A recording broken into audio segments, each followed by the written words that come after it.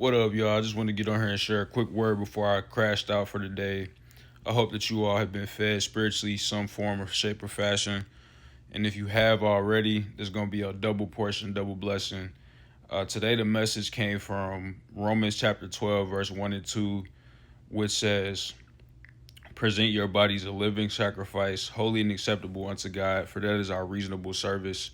And verse 2 says, "To be not conformed to this world, but be transformed by the renewing of our minds, to understand what is the perfect and acceptable will of God." And God just had me thinking about the word mind after church today, and I just been meditating on it.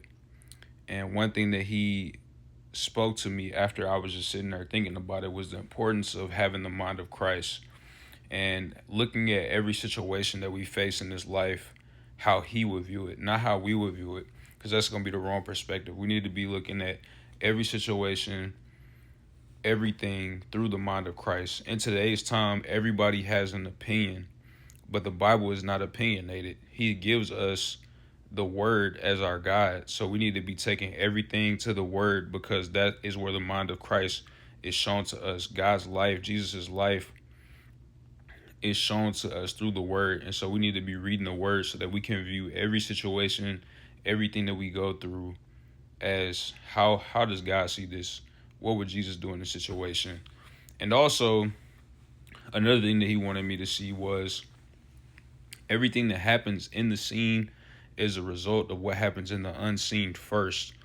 It all happens in the spiritual realm. Before something becomes an actual physical action or a physical thing, somebody has to think about it first. And your thoughts are unseen. People can't see your thoughts. God sees your thoughts, but other people don't see your thoughts. And so everything that we see in the physical realm, whether it's your dresser or TV or whatever, that was a thought that somebody had to create that thing. But it's the same way with actions. If somebody has an action to go out and murder somebody, it's premeditated because they thought about it first. And that's why it's so important that we put on the mind of Christ, so that we can combat all the evilness, all the darkness. For we know that there's no darkness in Christ. There's only light. And we have to live in the light by having the mind of Christ. And also, Paul tells us, I believe it's in 2 Corinthians, to combat every evil thought with thoughts of Christ, to bring every thought captive. That's what he says, to bring every thought captive to the mind of Christ, to obey what Christ has given us in his word. We know that his word is a lamp to our feet and a light to our path.